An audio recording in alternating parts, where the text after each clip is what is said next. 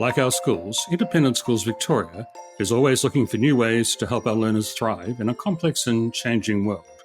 Along with schools, that means embracing new ways of delivering content and assessing what's been learned. You may have heard of one of the more exciting of these approaches, Microcredentials or digital badging. ISV has partnered with DeakinCo to offer them to educators. Mike Broadstock finds out more. Microcredentials. The Australian Financial Review calls them a revolution in the way education is created, delivered and consumed. ISV, which has been keen to offer them for some time, has partnered with DeakinCo to provide them to educators looking to broaden their skills. But what makes them so special?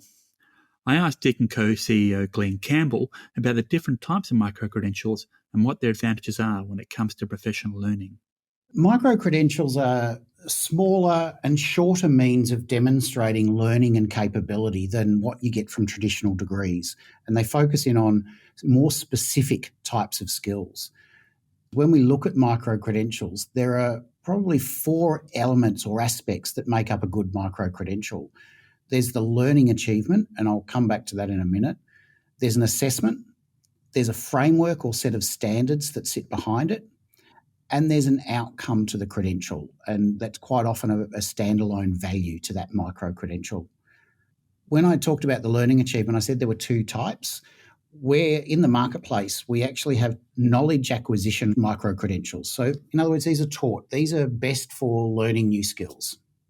And then we have learning application micro-credentials or experiential credentials that are best for recognising capability and also recognising that we learn in a whole variety of different places.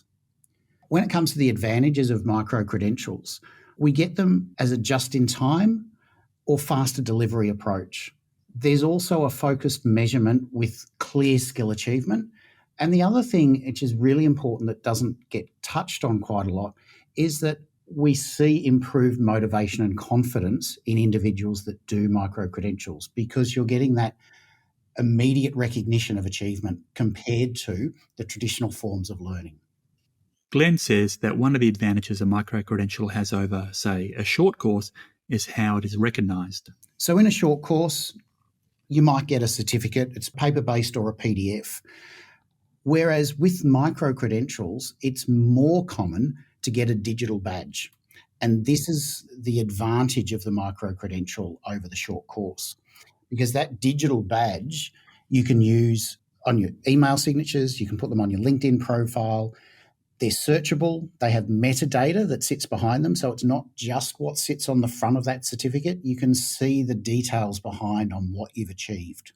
And there's improved employment outcomes. So LinkedIn a few years ago did a survey of employment outcomes of people that applied for jobs that had a digital badge on their profile to those that didn't have one. Those that had digital badges were 7 times more likely to be shortlisted for a job than those that didn't.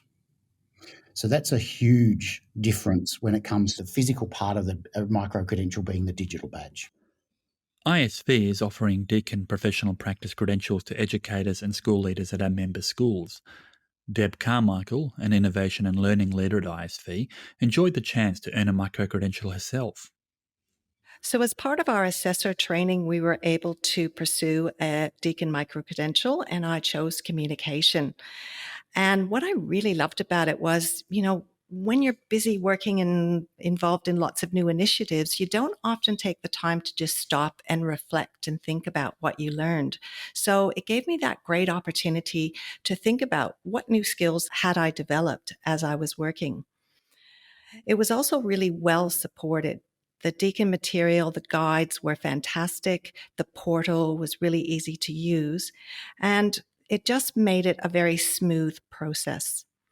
The fact that microcredentials can be earned online means that you can work through the process when it's convenient and where it's convenient for you. So it's really suitable for school staff in that way. The process is well supported through Deakin with their guides and through their portal, and also by us at ISV, because we understand the work that goes on in independent schools. And we really saw this as a great opportunity to value the work that people are doing in our member schools and giving them the opportunity to have that formally recognised. Glenn says that the assessment process is more like an online job interview than a traditional exam, and candidates get guidebooks with a clear outline of the key criteria. There's 3 steps for you as the candidate. The first is to answer a set of reflective questions. So let's say we're assessing you on critical thinking. We're going to be asking you a set of questions about your understanding of critical thinking. The second part is the submission of evidence. We'll need you to upload at least 2 types of evidence that demonstrates, in this instance, your critical thinking. The third part is an interview. Now, it's an asynchronous interview, so there's no one on the other end of the camera. For those that have been in job interviews probably in the last 2 years, you might have already seen one like this.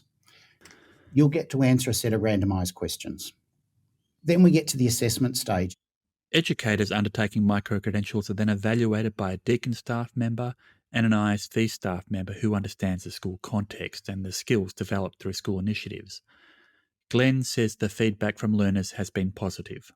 We're certainly seeing increased motivation amongst people that complete credentials, also increased morale and increased confidence, self-confidence in their own ability. And the final one that we've actually seen is a re-engagement in learning. Because we've taken a very different approach to the way we do the credentials, what we're seeing is that people are experiencing a learning environment that's very different to what they've ever experienced before.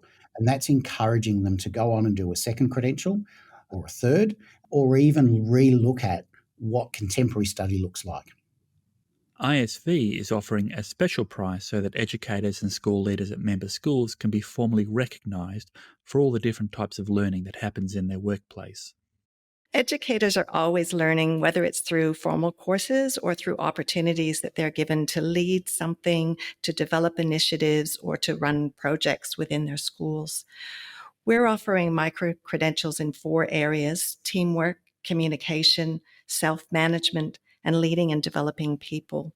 So you might be contributing to a network, or you might have a primary role in a project within your school. You might be coaching or mentoring others, or doing a presentation at a conference. And these skills are outside of what you might do in a classroom or perhaps in your regular work in schools, but they're still capabilities that you're developing on the job. Each of the practice credentials that we offer has its own set of criteria. So once you decide which credential you think you'd like to pursue, it's a matter of choosing 2 examples of how you're demonstrating those skills, writing some reflective testimony, and then submitting that online. Once you've completed that stage, then you do the online interview that Glenn spoke about, and your submission is then assessed by our Deakin representative and an ISV staff member. ISV also has its own digital badge program through Credly, and so we recognize the learning that participants from member schools do in programs with us. We badge our flagship programs like Principals Leadership Academy, Project Wayfinder, Teacher Inquiry Groups, where there's some extended learning that takes place. It's been really great to see people earning those badges through us and displaying them proudly on their LinkedIn profiles and other social media platforms. Deb says educators who've received a microcredential through ISV have had good things to say.